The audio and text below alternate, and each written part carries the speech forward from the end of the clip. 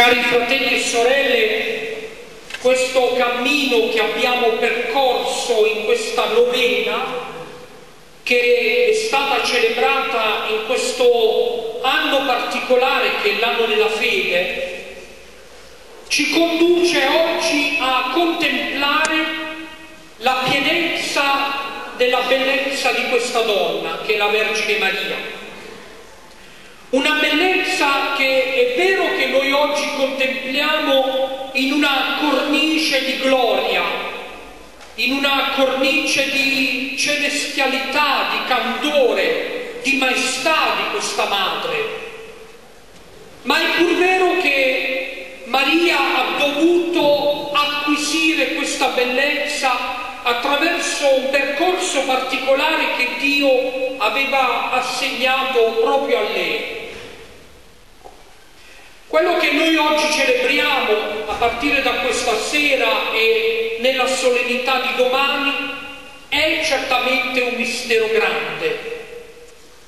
Noi celebriamo nell'Immacolata Concezione di Maria l'unico privilegio che Dio ha consegnato all'unica creatura di tutta la terra, e cioè quella di concepire una donna che già dal primo momento della sua vita non conosce la macchia del peccato.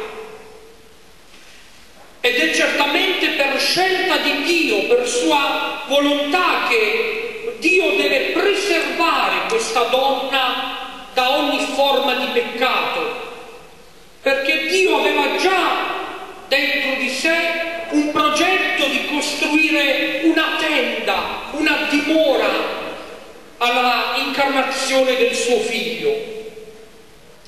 E i padri della Chiesa ci insegnano che se Gesù ha salvato tutta l'umanità con il sangue sparso sulla croce, con il sangue offerto e donato, necessariamente il sangue di Gesù doveva essere un sangue purissimo, un sangue non contaminato, non macchiato, non coinvolto in una storia di peccato. E noi sappiamo bene che in ogni figlio, in ognuno di noi, scorre il sangue della madre. Ed è per questo che Dio, prima di pensare all'incarnazione di Gesù, doveva pensare al sangue purissimo della madre. Ed è per questo che noi oggi celebriamo con solennità questa scelta di Dio, questa scelta di pensare ad una donna, ad una madre che ha compreso nella pienezza della giovinezza, ha compreso il grande pegno del progetto di Dio e ha risposto di sì. Ha detto di sì ad un progetto che certamente non era comprensibile, non era chiaro, ma era di Dio.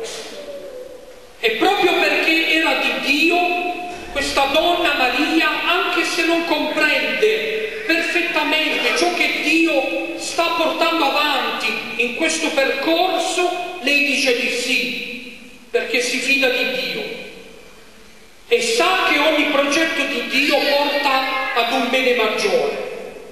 Ma noi oggi chiamiamo, cantiamo Maria tota pulcra, lo faremo anche dopo, tota pulcra, tutta bella sei Maria.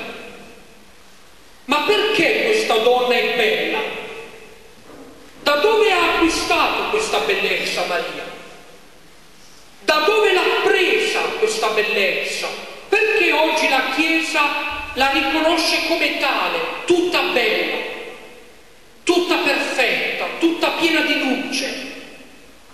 Noi sappiamo che come ogni bravo scultore, anche Dio con questa donna ha dovuto adottare il metodo della scultura. Ogni bravo scultore, per portare fuori un'opera meravigliosa, un'opera stupenda, straordinaria, deve scolpire la pietra. la deve colpire, la deve martellare questa pietra. Al momento in cui la pietra viene colpita non si sa il perché e non si sa neanche quale sia il prodotto finale. Ma quando l'opera è completata, chiunque passa dinanzi all'opera terminata contempla la bellezza dell'opera. Dio ha dovuto fare la stessa operazione per questa donna Maria. Noi oggi abbiamo ascoltato in questa solennità il brano dell'Annunciazione, dove sì, l'angelo Gabriele annuncia a Maria un grande mistero, una grande nascita, perché così dirà di questo bambino: lui sarà grande.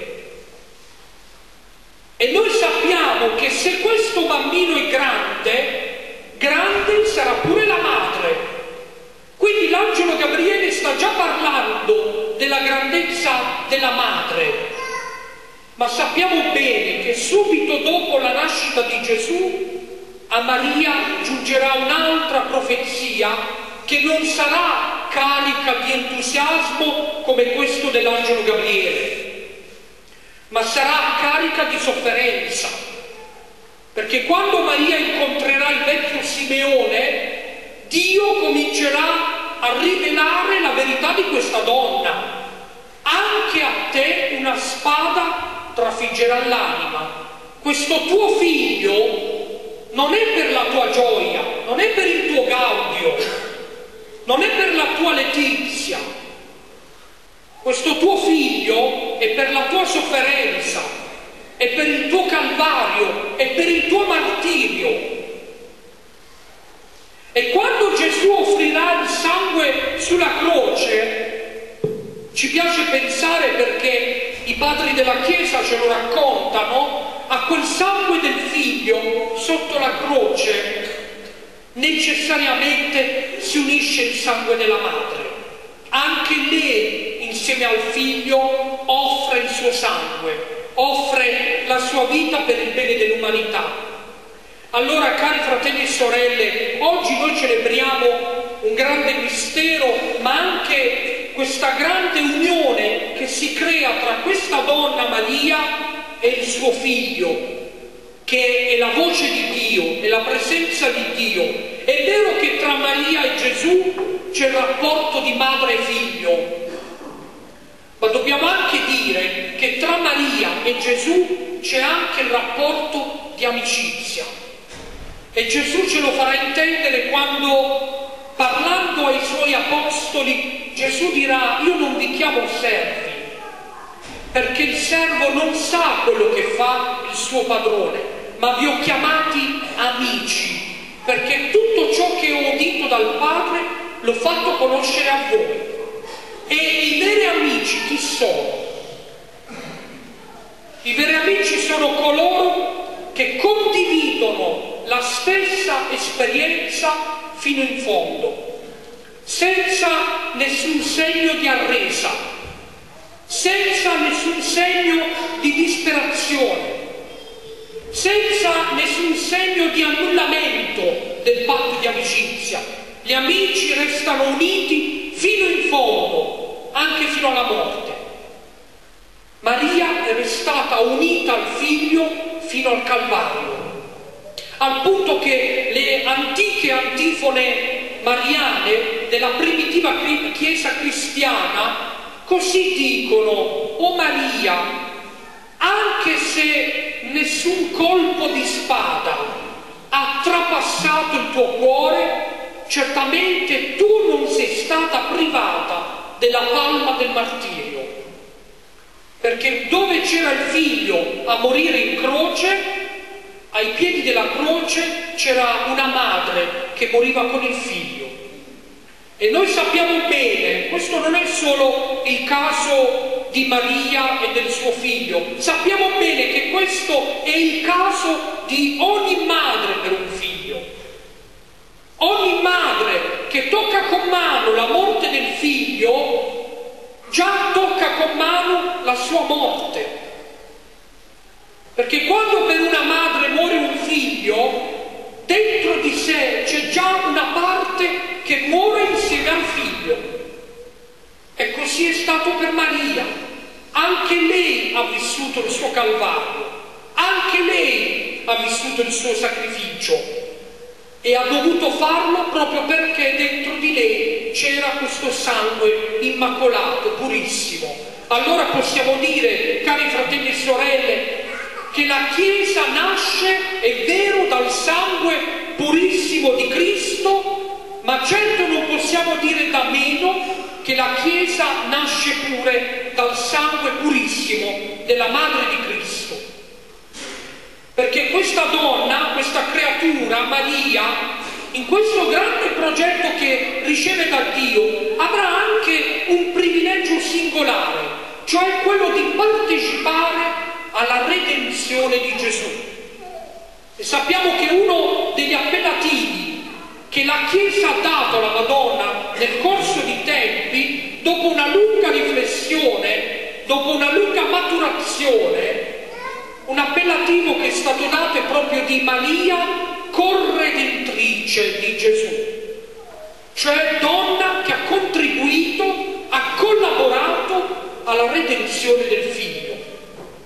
Ed è per questo che oggi la Chiesa con grande solennità guarda alla bellezza di questa donna, la quale sotto i colpi del martello dello scultore è rimasta ferma, non è scappata, non è andata via, non ha rinunciato a questo progetto, non ha detto di no, non si è tirata indietro. Oggi forse qualcuno sarebbe in grado, davanti alle prime difficoltà, di cominciare a fare un passo indietro, davanti alle profezie di morte di annullare tutto, davanti ai sacrifici di rinunciare a tutto. Lei è rimasta ferma, immobile sotto i colpi del martello che Dio dava su di lei per tirare fuori la bellezza di questa madre. E se lei c'è rimasta, oggi è giusto che la Chiesa contempla questa bellezza. Ecco, allora, cari fratelli e sorelle, oggi noi vogliamo contemplare in questa donna la Chiesa tutta immacolata, tutta pura. E noi lo diciamo nella professione di fede, quando diciamo credo la Chiesa una e santa.